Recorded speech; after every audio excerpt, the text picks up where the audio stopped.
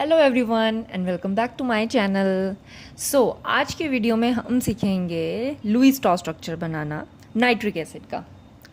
अब अगर आप फाइंड आउट करना चाहते हैं कि सेंट्रल एटम हम कैसे चूज़ करते हैं, फॉर्मल चार्ज क्या होता है, टोटल इलेक्ट्रॉन्स कैसे निकलते हैं, लोन पेयर इलेक्ट्रॉन कैसे निकलते हैं, बॉन्ड पेयर इलेक्ट्रॉन कैसे निकलती है, कोवैलेंसी क्या है, वो वैलेंसी से कैसे डिफरेंट है, उसका हम लुईस स्ट्रॉ स्ट्रक्चर में कैसे यूज़ करेंगे। तो इन सब के डिटेल एक्सप्लेनेशन कि लुईस स्ट्रॉ स्ट्रक्चर में क्या रूल्स है जो हमने फॉलो करने हैं, क्या एक्सपेक्टेशंस हमारी रहती है चीज़ें फॉलो करने की, और क्या एक्सेप्शंस आते हैं।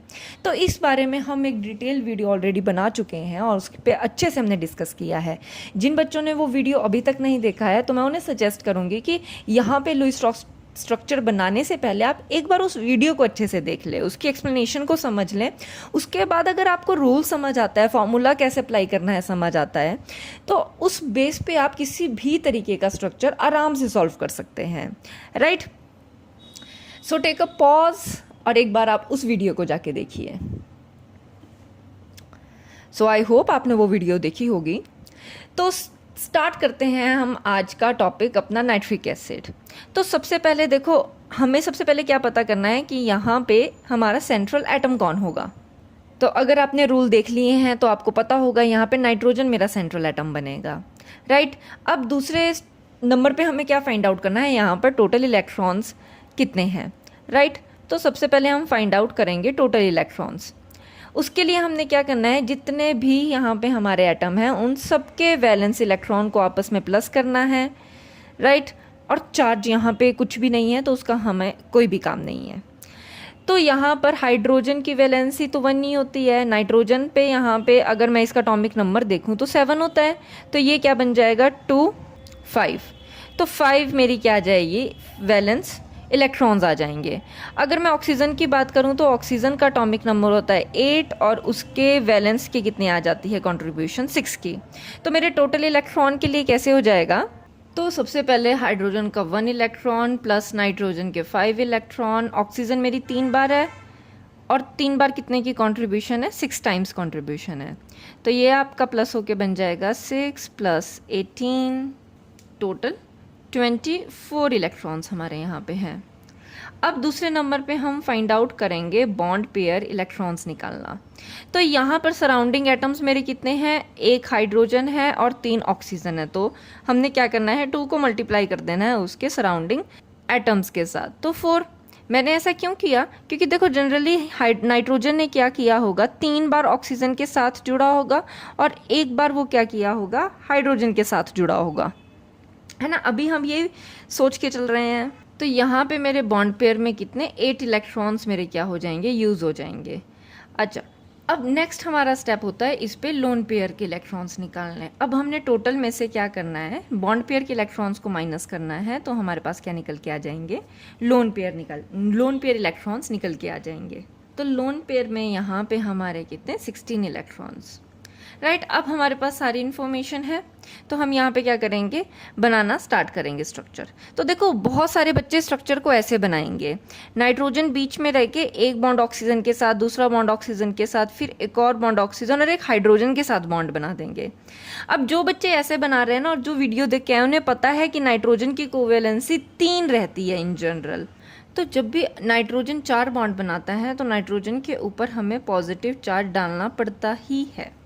राइट, अच्छा ये बात मुझे कहाँ से पता लगती है, ये बात मुझे लगती है पता जब मैं फॉर्मल चार्ज निकाल देती हूँ। राइट, अभी हम थोड़ी देर में फॉर्मल चार्ज भी निकालेंगे इस बात को कंफर्म करने के लिए। बट अभी हमने ये समझना है कि जब भी नाइट्रोजन 4 बॉन्ड बनाता है तो उसके ऊपर हमारा चार्ज कैसा आ जाता है, पॉजिटिव चार्ज। राइट, यहाँ पे तो नाइट्रोजन ने 4 बॉन्ड बना दिए, उस पर तो पॉजिटिव चार्ज आना चाहिए।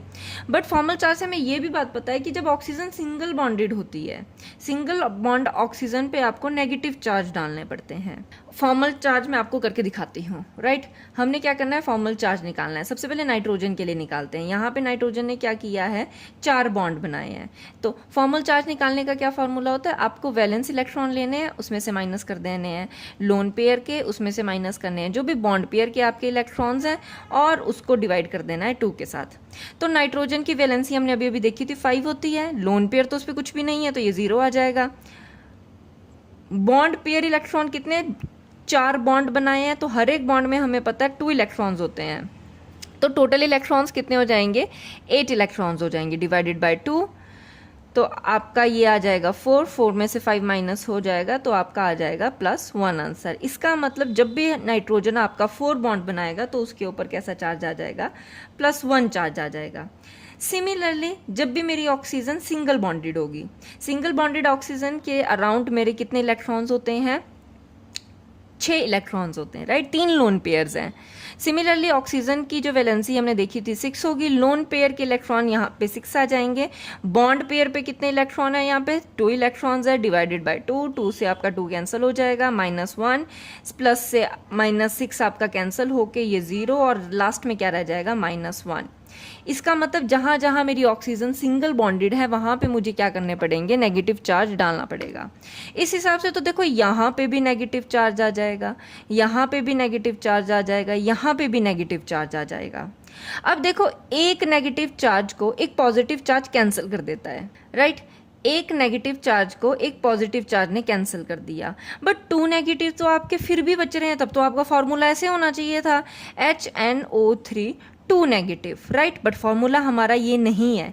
इसका मतलब यहाँ पर अगर मुझे इस नाइट्रोजन के पॉजिटिव चार्ज को न्यूट्रलाइज करना है तो मुझे सिर्फ और सिर्फ एक ही नेगेटिव चार्ज चाहिए, ठीक है, ताकि लास्ट में जब मेरा आंसर बने तो वो न्यूट्रल बने, राइट। तो इसका मतलब ये क्या आता है, देखो इसका मतलब ये है कि हमने जो यहाँ पे स्ट्रक्चर बनाने की कोशिश की है वो एकदम रॉन्ग है। स्ट्रक्चर कुछ इस तरीके से है, देखो नाइट्रोजन मेरा बीच में है, वो सिर्फ 3 ऑक्सीजन के साथ आपका बॉन्ड बना रहा है, राइट, एक ऑक्सीजन मेरी जो है वो हाइड्रोजन के साथ जुड़ी हुई है। अब यहाँ पे नाइट्रोजन क्या करेगा, अपनी मैक्सिमम कोवैलेंसी में रहना पसंद करेगा, राइट। हमने अभी अभी देखा था उसकी मैक्सिमम कोवैलेंसी कितनी होती है, 4 होती है। अब हमें यहाँ पे क्या करना है, इसकी वैलेंसी 4 करनी है, कैसे करेंगे, तो हमें पता है हमारे जो लोन पेयर थे सबसे पहले हम वो इस पे बना लेंगे। जब भी ऑक्सीजन सिंगल बॉन्डेड है तो उसके ऊपर लोन पेयर कितने होते हैं, 1 2 3 4 5 6, राइट, 1 2 3 4 5 6। यहाँ पे ऑलरेडी मेरे यूज़ हो चुके हैं बॉन्ड बनाने में, तो पीछे कितने रह जाएंगे, सिर्फ 4 रह जाएंगे। अब मुझे एक बात पता है कि जब भी सिंगल बॉन्ड ऑक्सीजन है तो उस पर मुझे चार्ज क्या लगाना है, -1 लगाना है, तो चार्ज तो लगा दिया -1, मगर यहाँ पे कोवैलेंसी भी तो मुझे 4 करनी है, तो मेरा क्या होगा, एक मेरा जो लोन पेयर है वो कॉन्ट्रीब्यूशन दे देगा यहाँ पे डबल बॉन्ड बनाने में। क्यों, क्योंकि हमने रूल में देखा था, राइट, अगर आपने वो वीडियो देखी है तो उसमें रूल क्या बोलता है कि ये 2 लोन पेयर का आप कैसे यूज़ कर सकते हो, एक तो लोन पेयर बनाने में यूज़ कर सकते हो, दूसरा आप चाहें तो डबल बॉन्ड या ट्रिपल बॉन्ड भी बना सकते हो। तो यहाँ पे हमें पता है सेम वही रूल ये भी कहता है कि जो मेरा सेंट्रल एटम है वो हमेशा मेरा मैक्सिमम कोवैलेंसी में रहना चाहिए। इसका मतलब नाइट्रोजन पे मुझे 4 बॉन्ड करने ही करने हैं, मगर वो 4 बॉन्ड हाइड्रोजन के साथ लगा के तो इम्पॉसिबल है, फिर तो स्ट्रक्चर गलत है, चार्ज बैलेंस ही नहीं हो रहा है। तो मुझे क्या करना पड़ेगा, ऑक्सीजन का एक लोन पेयर यहाँ पे लगाना पड़ेगा, तो मेरा न्यू बॉन्ड कुछ ऐसा दिखेगा, राइट। यहाँ पे ये मेरा सिंगल बॉन्ड, अब मेरा यहाँ पे डबल बॉन्ड आ गया है, राइट। अब यहाँ पे मेरे सिर्फ 4 रह जाएंगे इलेक्ट्रॉन्स, यहाँ पे तो 6 के 6 इलेक्ट्रॉन्स रहेंगे, यहाँ पे मेरे 4 इलेक्ट्रॉन्स रहेंगे। अब जहाँ पे भी ऑक्सीजन सिंगल बॉन्डेड है वहाँ पे मेरी आ जाएगी 1 नेगेटिव चार्ज, और यहाँ पे क्योंकि नाइट्रोजन 4 वैलेंसी में चला गया है, 4 कोवैलेंसी में चला गया है, तो नाइट्रोजन पे आ जाएगा +1। अब ध्यान से देखो, इस +1 को ये -1 कैंसिल आउट कर देगा, यस बिल्कुल कैंसिल आउट कर देगा। तो अब देखो यहाँ पे हमारे सारे रूल फॉलो हो रहे हैं, सबने अपने कोवैलेंसी पूरी की, ऑक्सीजन की कोवैलेंसी 1 और 2 होती है, कंप्लीट है। अच्छा, नाइट्रोजन की कोवैलेंसी 4 कंप्लीट है, 4 की वजह से पॉजिटिव चार्ज लगा दिया है। ऑक्सीजन जहाँ पे भी सिंगल बॉन्डेड है उसके ऊपर हमेशा क्या जाता है, नेगेटिव चार्ज आ जाता है। बट जब भी ऑक्सीजन के ऊपर 2 बॉन्ड आ जाते हैं, चाहे वो बॉन्ड ऐसे आ रहे हैं चाहे वो डबल बॉन्ड में आ रहे हैं, तो देखो उस वाले केस में क्या होता है, ऑक्सीजन के पास अराउंड अब 4 इलेक्ट्रॉन रहे हैं, है ना, क्योंकि बाकी के 2 इलेक्ट्रॉन तो एक यहाँ चला गया और एक यहाँ चला गया, है ना। यहाँ पे सेम ऐसा ही हुआ है, यहाँ पे मेरे इलेक्ट्रॉन्स यूज हो गए हैं।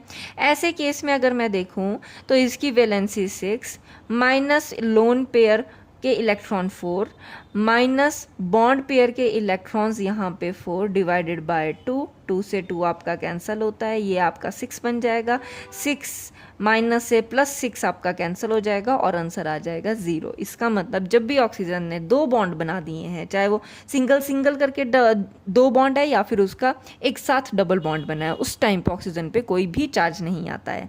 तो ये आपका क्या बन जाएगा, लुईस डॉ स्ट्रक्चर। अब आप चाहें तो ये तो आपका बॉन्ड बना दिया, आप चाहे तो इसको लुईस डॉ स्ट्रक्चर डॉट की फॉर्म में भी बना सकते हैं। कैसे बनाएंगे, नाइट्रोजन आपका बीच में रहेगा, ऑक्सीजन यहाँ पे, एक हाइड्रोजन यहाँ पे, एक ऑक्सीजन यहाँ पे, एक ऑक्सीजन यहाँ पे। अब आप क्या करोगे, ऑक्सीजन पे यहाँ पे ऑक्सीजन ने 2 बॉन्ड इसके यहाँ पे आ जाएंगे, नाइट्रोजन के भी 2 इलेक्ट्रॉन्स यहाँ पे आ जाएंगे, एक नाइट्रोजन का इलेक्ट्रॉन यहाँ आ जाएगा, एक नाइट्रोजन का इलेक्ट्रॉन यहाँ पे आ जाएगा।